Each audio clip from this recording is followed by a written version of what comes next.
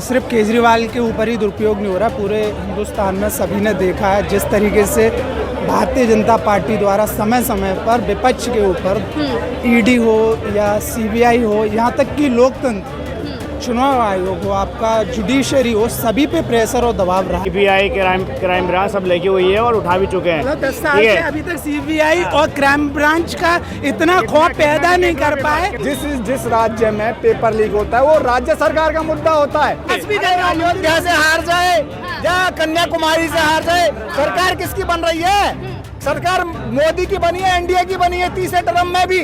अमीर और अमीर होता जा रहा है, गरीब और गरीब होता है, उसकी वजह से पहुंच रहे हो आप ऊपर। ये नहीं है कि सबके जेब में पैसे आ रहे हैं, उनके पास पैसा नहीं है, फिर भी लोग आंखें बंद करके सपोर्ट कर रहे हैं कि गवर्नमेंट। पता नहीं। आप देख रहे हैं एनसीआर समाचार, खबर भी असर भी। नमस्कार, मैं आपके साथ रितेश मंगवाना और आप देख रहे हैं एनसीआर समाचार। लगातार अरविंद केजरीवाल तिहाड़ जेल के पीछे है। सीबीआई और ईडी का दुरुपयोग जिस तरीके से आम आदमी पार्टी लगा रही कि भाजपा लगातार सीबीआई और ईडी का दुरुपयोग कर रही है और अरविंद केजरीवाल पर रिमांड की कार्रवाई की भी मांग कर रही है। तो सीधा देखिए यहाँ पर जनता से जुड़ेंगे। जनता इस भाजपा पे जो आरोप लग रहे हैं उससे कितना सहमत है, आपसे जानना चाहेंगे। लगातार ईडी सीबीआई का दुरुपयोग कह रही है आम आदमी पार्टी, क्या वाकई में दुरुपयोग हो रहा है अरविंद केजरीवाल? देखो, ये सिर्फ केजरीवाल के ऊपर ही दुरुपयोग नहीं हो रहा, पूरे हिंदुस्तान में सभी ने देखा है जिस तरीके से भारतीय जनता पार्टी द्वारा समय समय पर विपक्ष के ऊपर ईडी हो या सीबीआई हो, यहाँ तक कि लोकतंत्र चुनाव आयोग हो, आपका जुडिशरी हो, सभी पे प्रेशर और दबाव रहा है। और कोई भी ऐसी सरकारी संस्था आज स्वतंत्र नहीं बची है कि वो बिना दबाव के, बीजेपी के एनडीए सरकार के बिना दबाव के काम कर पाए। चाहे केजरीवाल जी का मैटर हो, आपने देखा जैसे कोर्ट से उनको जमानत मिलती है और उसके तुरंत ही जब अर्जी हाईकोर्ट में लगती है तुरंत ही उनके फैसले को बदल दिया जाता है, जमानत रोक दी जाती है, जबकि सभी को पता है कोर्ट स्वतंत्र होता है। एक कोर्ट का जजमेंट आ गया, आपको जमानत स्वतंत्र होता है, कोर्ट सभी को पता है, उसकी जमानत कैंसिल जब होनी चाहिए थी, जब उस पर सारी सुनवाई हो जाती हाई कोर्ट में। लेकिन क्या है, खाली अर्जी लगी, उन्होंने देखा, उन्होंने तुरंत हाई कोर्ट ने कह दिया खारिज। आप कैसे कह सकते हो एक जज का? आम आदमी पार्टी कह रही साजिशन राजनीति है या भाजपा की? बिल्कुल, ये भारतीय जनता पार्टी की साजिशन राजनीति है और सिर्फ आम आदमी पार्टी नहीं कह रहा है, हमारे देश का हर एक व्यक्ति आज इस बात को समझ रहा है, जान रहा है।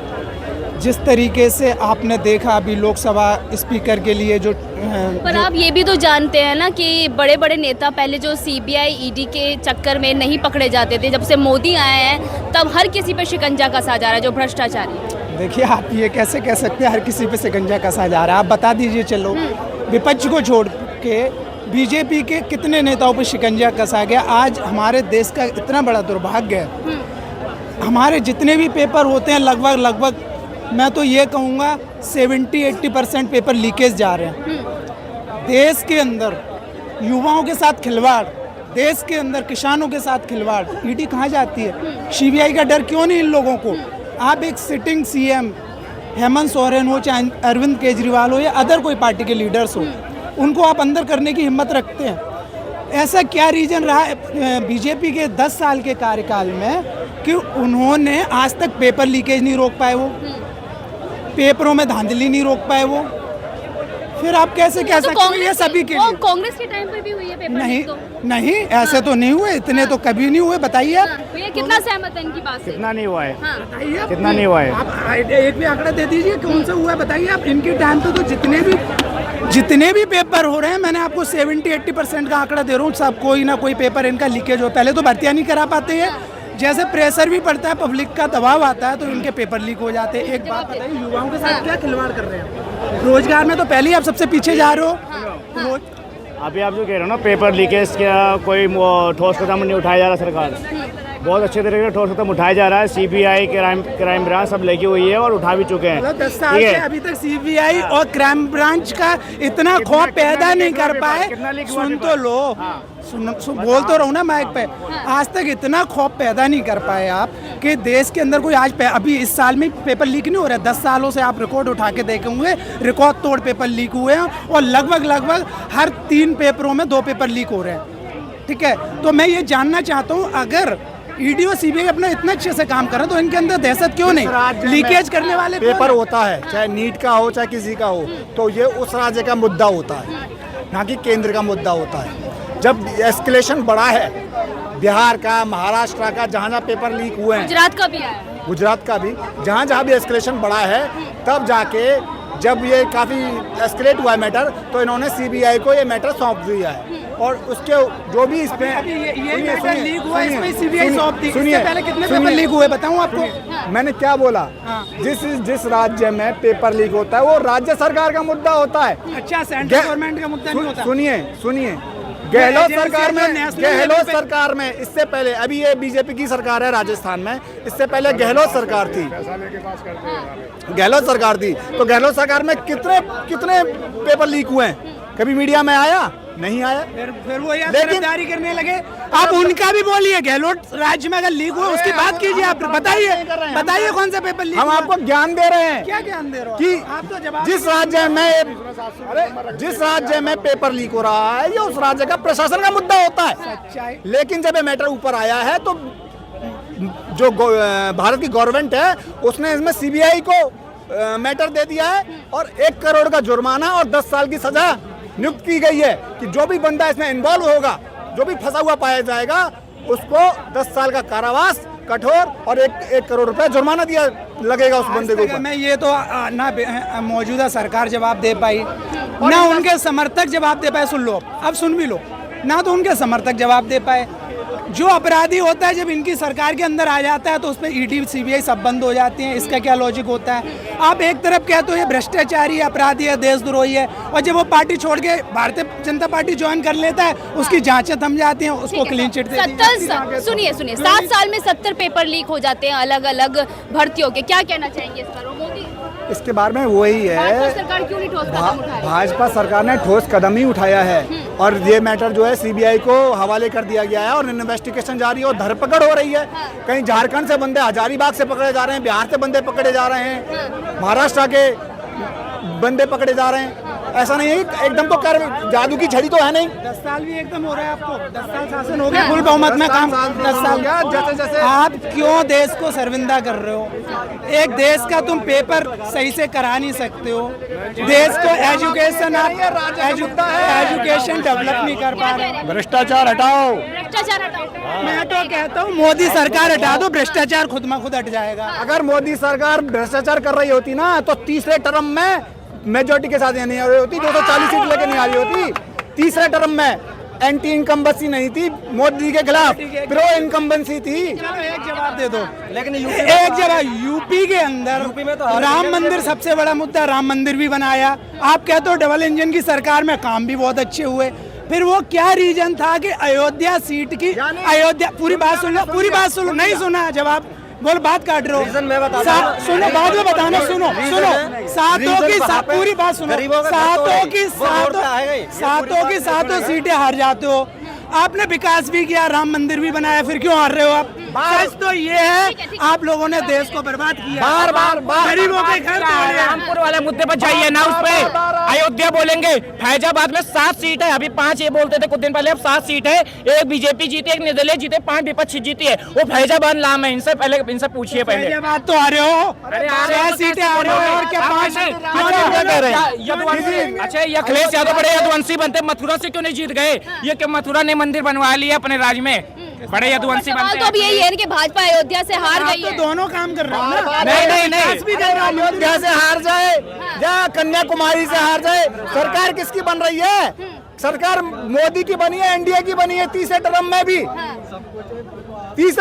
फिर मोदी जी प्रधानमंत्री बने। कृष्ण नायडू पलट गए तो तब क्या होगा? सुनिए आज ही अरे सुनिए, आईना दिखा रहा हूँ, सुन लो। मैं आपके सरकार बनने का भी आईना दिखा देता हूँ, रुक जाओ।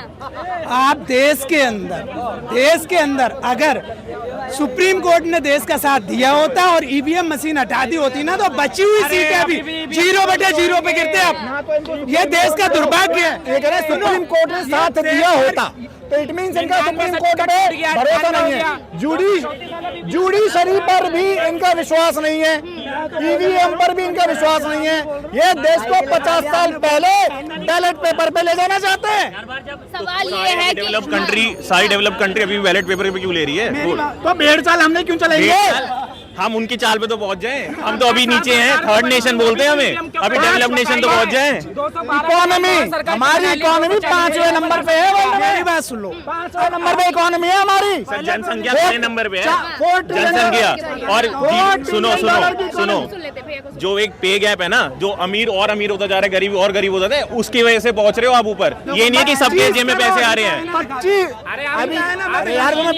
25 अडानी और अंबानी कुछ नहीं है। 25 करोड़ गरीबों को मोदी जी ने गरीबी रेखा से बाहर उभारा है। बचा हुआ है ना, और दिखा दे रहा हूँ। बचा हुआ नहीं, हम आपको आईना दिखा रहे हैं। देख लो, आपका ना जुडिशरी पे विश्वास है ना ईवीएम पे विश्वास है। सब हैक कर लिया बीजेपी ने। देख, लोकतंत्र खत्म करके बैठ गई। लोकतंत्र खत्म कर दिया। कैसे समझाऊं? डबल इंजन की सरकार होती है। राम मंदिर भी सुनो, लोकतंत्र खत्म हो जाता ना। यहाँ पे तुम मीडिया के सामने ऐसे वक्त नहीं दे रहे होते। भैया अभी ऐसे मीडिया जिंदा है जो ओरिजिनल न्यूज दिखाते हैं, इसलिए इंदिरा गांधी की आपने इमरजेंसी नहीं देखी। संविधान खत्म करने के बाद भाजपा के ही नेता करते हैं। हेमंत हेगड़े का आपने सुना था, उन्होंने कहा 400 पार हो गया तो संविधान बदल दिया जाएगा। एक बात बताइए, हाँ। 400 पार होगा तो संविधान बदल देंगे? अभी भी तो सरकार बीजेपी की बनी है, अभी क्यों बदल दे रहे संविधान? आपको पता नहीं है, 2/3 मेजोरिटी चाहिए होती है कॉन्स्टिट्यूशन चेंज करने के लिए। 2/3 मेजोरिटी 400 पे आती है। ऐसे नहीं होता कॉन्स्टिट्यूशन चेंज। ऐसे कुछ भी बोल दो आके कि कॉन्स्टिट्यूशन चेंज नहीं करते। क्या चेंज कर देते? क्या चेंज कर देते? क्या चेंज कर देते संविधान में? चलो ठीक है, एक जवाब। अरे क्या चेंज कर देते? एक जवाब। अभी तो चेंज नहीं, आप तो मान ही नहीं दे रहे, अभी चेंज कर रहे हैं। हम तुम्हारी बात पे कह रहे हैं कि भाई 400 पार का सबका एक टारगेट होता है कि भाई 400 पार का। भाई बच्चा जैसे होता है कि भाई हम बच्चा मेरे को एक बात बताओ, जब डिबेट के लिए मोदी और राहुल गांधी को बुलाया गया था, राहुल गांधी ने हाँ बोल दिया था, मोदी जी आए क्यों नहीं डिबेट करने? इसलिए डिबेट करे राहुल गांधी से। बड़ी कंट्री। सुनो, जवाब ले। संबित पात्रा को भेजो राहुल गांधी से डिबेट करने के लिए। इसमें अभी प्रेसिडेंशियल वो इलेक्शन चल रहे हैं, वहाँ पे ट्रम्प और बाइडेन जो जाके डिबेट कर रहे हैं। पॉलिटिक्स में भारत की देखो वैल्यू है ना। जवाब दे दो, एक सवाल का जवाब दे दो। आप कहते हो ईवीएम ईमानदार है, हम भी मान लेंगे अगर आपने जवाब दे दिया पब्लिक के सामने। आप डबल इंजन की सरकार में आप कहते हो विकास इतना आज से पहले कभी हुआ नहीं। आप जिस अयोध्या में हारते हो वहाँ राम मंदिर भी बनाते हो, उसके बाद भी आप हार जाते हो। तो ये बताओ, देश के अंदर अभी तुमने बोल दिया ना पूरी बात। राम मंदिर। देश की बुरी हालत यही है कि लोगों के पास पैसा नहीं है, फिर भी लोग आंखें बंद करके सपोर्ट कर रहे हैं कि गवर्नमेंट को। पता नहीं क्या एक व्हाट्सएप ने इनके मन में क्या फैलाया है। लोगों के पास पैसा नहीं है, जेब में खाने के लिए रोटी नहीं है, फिर भी मोदी वक्त है, हम मोदी को वोट करेंगे। ये कह रहे हैं हमारे देश के लिए बहुत अच्छा हो रहा है। ये अपना तो अच्छा कर लो पहले। अयोध्या से ये बार ये कह रहे हैं अयोध्या से आकर राम मंदिर भी बना दिया। अयोध्या से आगे आपने विकास भी किया, जवाब दो। विकास भी किया, राम मंदिर भी बनाया, फिर क्यों हार रहे हो आप? अरे क्या किया? इनसे क्वेश्चन पूछिए ना। 40 सीट बीजेपी लेके आई देश है। के किसान के लिए क्या किया? किसान के लिए क्या किया? बताइए, देश के किसान फर्टिलाइजर पहले कितने में मिलते थे आपको? फर्टिलाइजर कितने में मिलता था? खाद के लिए, डीएपी के लिए गांव के किसान लाइन में लगते, लाइन में तब भी नहीं मिलते। अंगूठा है ना, अंगूठा लगाओ, अंगूठा लगा के। आप बताओ, मेरा आपका विकास हुआ? आपका विकास हुआ? देश का विकास तो चलो हम देख लेंगे। आपका विकास हुआ भैया, आपका विकास हुआ? बिल्कुल 10 हुआ साल विकास, में बिल्कुल हुआ क्या विकास। हुआ? 10 साल पहले आप क्या करते थे, अब क्या करते हैं? हमारा तो छोड़ दीजिए, आप क्या करते देश हैं? अच्छा है, हमारा छोड़ दो, देश का विकास हो रहा है। सेतु चटक रहा है, राम सेतु छोड़ दीजिए। राम सेतु अच्छा, भैया, एक चटक बात रहा है, बताओ। राम सेतु छोड़ दीजिए। आप बेकार का पर्सनल ना होइए। राम सेतु चटक रहा है, राम सेतु छोड़ दो। इनका मतलब है जो अयोध्या में राम मंदिर बनाया वो टपक रहा है, उसे भी छोड़ दो। एयरपोर्ट और वो इस विकास पर क्या कहना चाहेंगे? तो विकास तो किया ही है बीजेपी ने। तो हर जगह गड्ढे हो रहे हैं, कहाँ गड्ढे हो रहे हैं? अयोध्या में हो गए। इनका कहने का मतलब है देश अगर बैसाखियों पे चल रहा है, चल तो रहा है, बेशक बैसाखियों पे चले, देश बैसाखियों पे सेतु चले। चटक जाता है उस पे ईडी सीबीआई कब बैठेगी? राम सेतु जब चटक जाता है उस पे ईडी सीबीआई कब बैठेगी? राम मंदिर टपक रहा है आज वर्तमान में, उस पे ईडी सीबीआई कब बैठेगी? जो एक संसद बनाई है, जो एक संसद बनाई है वो भी टपक रही है, उस पे सीबीआई कब आएगी? देखिए यहाँ पर सीबीआई ईडी की बात हो रही थी, लगातार सीबीआई ईडी पर आरोप लगाए जा रहे कि सीबीआई ईडी पर लगातार आरोप लगाए जा रहे कि वो भाजपा के पक्ष में काम करती है और लगातार जो लोग भ्रष्टाचारी भी नहीं है उन पर कार्रवाई कर रही है। मैं आपके साथ रितेश मंगवान और आप देख रहे थे एनसीआर समाचार।